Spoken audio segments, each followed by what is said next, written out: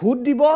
নে ঘৰ খালি কৰিব অৰ্থাৎ উচ্ছেদিত হ'ব অপশন দুটা দিয়া হৈছে হয় হয় ভোট দিয়ক নহলে আপোনালোক উচ্ছেদিত হোক এই অপশন এক প্ৰকাৰৰ ব্ল্যাকমেইলিং কৰা সদৃশ পৰিস্থিতিৰ সৃষ্টি হৈছে এইখন ৰাজ্যত মুক্ত আৰু নিকা নিৰ্বাচন এক প্ৰকাৰৰ প্ৰহসনত পৰিণত হৈছে এই ঘটনাৰ পাছত গোটেই ঘটনাৰ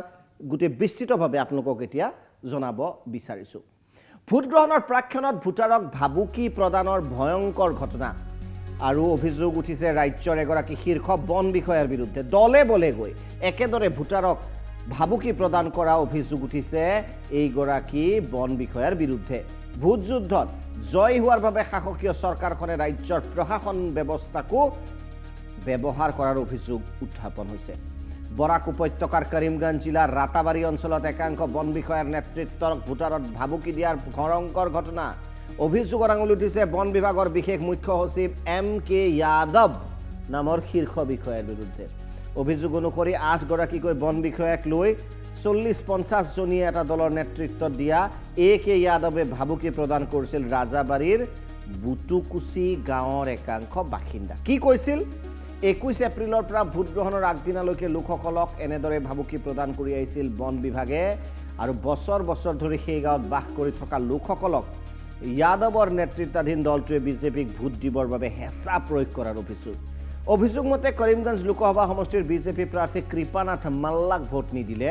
গাঁৱৰ লোকসকলক উচ্ছেদ কৰা হ'ব বুলি ভাবুকি দিয়ে বিজেপিক ভোট নিদিলে অনাগত 7 জুনৰ পাছত সেই স্থানৰ পৰা লোকসকলক উচ্ছেদ কৰাৰ ভাবুকি দিছে এই ঘটনাৰ পাছত MK যাদৱ সহ 9 গৰাকী বন বিষয়াৰ বিৰুদ্ধে কৰিমগঞ্জৰ মুখ্য ন্যায়াধীশৰ আদালতত গোচৰ ৰুজু কৰিছে ভুক্তভোগীয়ে ঘটনা সন্দৰ্ভত ভুক্তভোগীসকলৰ প্ৰতিক্ৰিয়া প্ৰকাশ কৰে তেওঁলোকৰ অধিবক্তাই কি কয় অধিবক্তাই আজকে আমরা এই রাতাবাড়ি কনস্টিটিউন্সির আন্ডারে এবং হাইলাকান্দি বিলাইপুর সাতারাকান্দি রামকৃষ্ণনগর এই বিভিন্ন এরিয়ার দুর্ভাগ্য মানে একটা ঘটনা উঠে যাইতেছে আজকে 3 দিন থেকে আসামের former principal chief conservator of forest বর্তমান স্পেশাল চিফ সেক্রেটারি ফরেস্ট এবং হেড অফ ফরেস্ট ফোর্সেস তাই নিজে এবং তার লগে কমান্ডো ফোর্স লইয়া ফরেস্ট গার্ড আর্ম পুলিশ প্রায় 40-45 জন স্টাফ লইয়া আজকে আপনার সেরাকি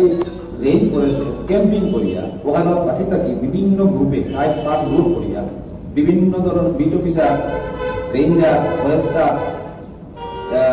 এরারে দিয়া গ্রুপ বানাইয়া বিভিন্ন জায়গায় মুসলিম অধ্যুষিত এলাকা যারা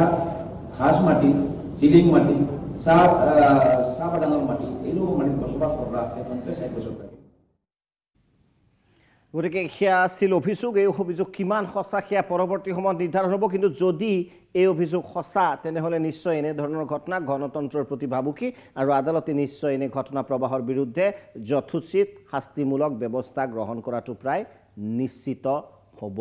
লাগে